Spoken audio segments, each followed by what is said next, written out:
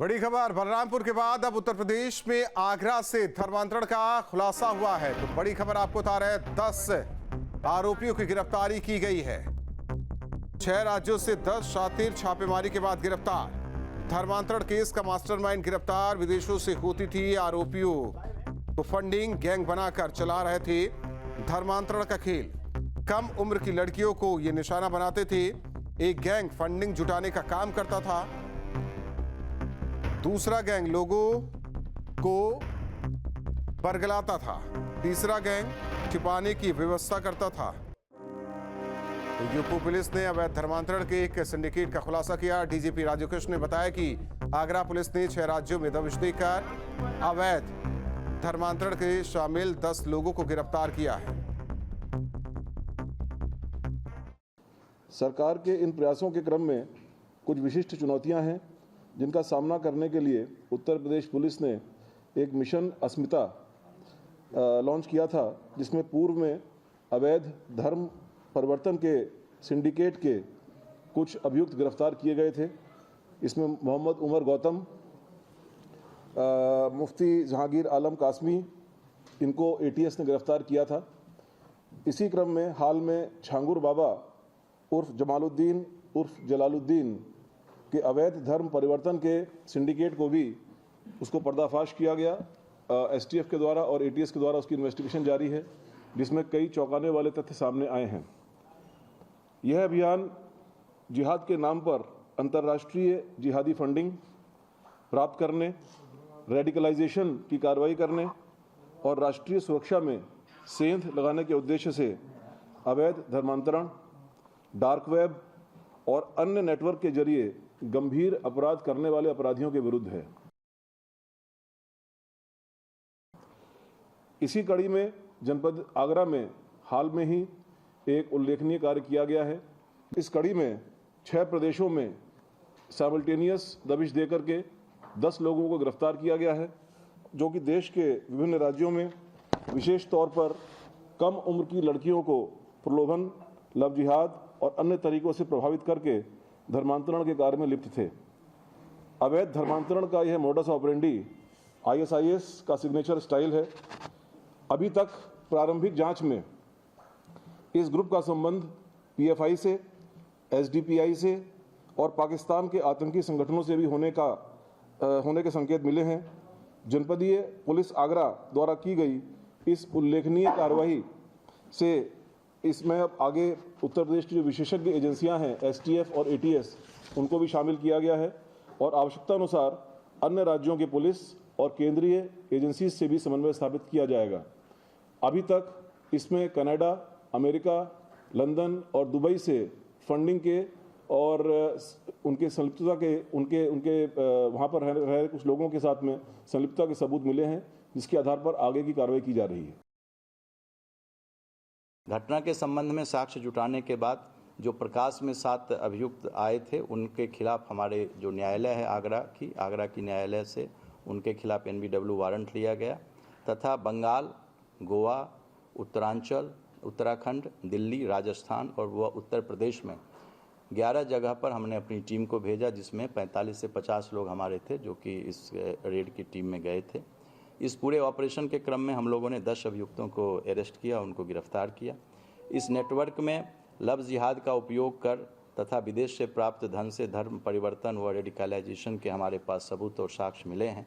और यह प्रणाली जो है वह आईएसआईएस का जो सिग्नेचर तरीका होता है, जो उसका प्रतिरूपण है, जो ये करते हैं, वो ठीक उसी तरह से इस चीज़ को किया गया है। और निखिल हमारे साथ सहयोगी जुड़े हुए हैं इस खबर पर।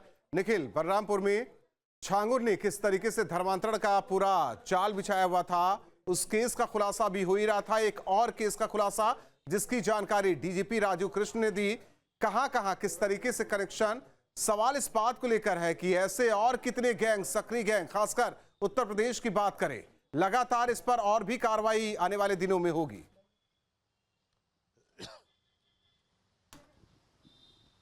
देखिए, कुल 10 लोगों की इसमें गिरफ्तारी हुई है और 6 राज्यों से गिरफ्तारी हुई है। कहानी शुरू होती है लगभग 1 साल पहले।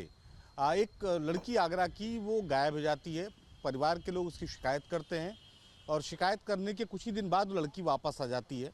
लेकिन जब परिवार के लोग उससे मिलते हैं तो उनको ये लगता है कि ये कुछ धर्म के विपरीत काम कर रही है, हिंदू धर्म के विपरीत काम कर रही है, अपने धर्म के विपरीत काम कर रही है। उसके बाद पिछले मार्च की अगर हम बात करें तो मार्च में वो अपनी बहन को भी जो है वो अपने धर्म के खिलाफ भड़काती है, इस्लाम के प्रति प्रेरित करती है और उसके बाद दोनों गायब हो जाती हैं। पुलिस में मामला शिकायत दर्ज होती है और इसकी गिरफ्तारी जो है वो लड़की की बरामदगी होती है कोलकाता से।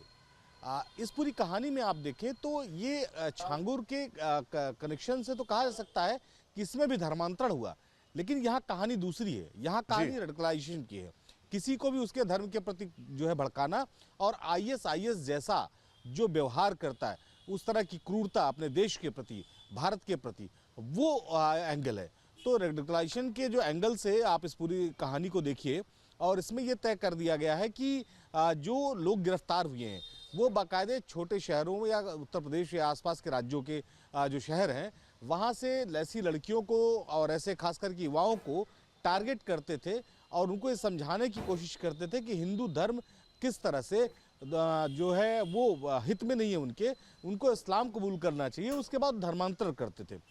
फिर PFI और ऐसे संगठन जो हैं उनसे जो फंडिंग मिलती थी उसके आधार पर जो है उनको ट्रेंड किया जाता था। इसमें एक जो बड़ी लड़की थी, जो बड़ी बहन थी, उसकी एक तस्वीर भी सोशल मीडिया पर वायरल हुई। उसने अपने सोशल मीडिया पेज पर डाल रखा था जिसमें उसके हाथ में AK-47 थी। तो आप अगर इसको खाली धर्मांतरण से देखेंगे तो ये कहानी समझ में नहीं आएगी जी। धर्मांतरण के बाद इससे एक स्टेप और आगे है। वो स्टेप ये है कि देश के प्रति गुस्सा, देश के प्रति दुर्व्यवहार करना, देश के प्रति साजिश रचना, इस तरह की ट्रेनिंग कि आप किसी जो है हिंदू धर्म की लड़की को इस तरह से उसका धर्म बदलवाया जाए और उसके बाद उसके हाथ में AK-47 दे दी जाए। तो ये एक कहानी जो अभी निकल कर आई पुलिस की, वो ये सामने आई है। चूंकि ISIS भी जो इसमें है वो भी एक पार्ट माना जा रहा है। विदेश पाकिस्तान का आतंकी संगठन है एक, उस संगठन से जो है वो ताल्लुक ये गिरोह रखता था। तो अभी सबकी जो गिरफ्तारी है वो हुई है। कुछ आने वाले 1-2 दिनों में जब उनसे पूछताछ होगी और ये पता चलेगा कि वो किस तरह से काम कर रहे थे, तब आने वाले समय में और भी बड़े खुलासे होंगे। एक बात बहुत साफ है कि विदेश से फंडिंग की जा रही थी और फंडिंग सिर्फ धर्मांतरण के लिए की जा रही थी। फंडिंग इसलिए की जा रही थी कि बाकायदे आतंकी ट्रेनिंग ले और देश के खिलाफ गतिविधि में शामिल हो। जी धन्यवाद इस जानकारी के लिए आपका। तो किस तरीके से फंडिंग की जा रही थी या किस तरीके से भड़काया जा रहा था, केवल ये धर्मांतरण का केस नहीं, राष्ट्र विरोधी गतिविधि किस तरीके से लगातार की जा रही थी, इसे लेकर हालांकि आने वाले दिनों में और भी खुलासा होगा। जहां भक्ति है हर शब्द में, कथाओं में छिपे हैं दिव्य रहस्य और ज्योतिष देता है जीवन को दिशा। धर्म से जुड़ी हर बातों को जानने के लिए हमारे चैनल स्तुति को सब्सक्राइब करें। चैनल पर जाने के लिए इस लिंक पर क्लिक करें।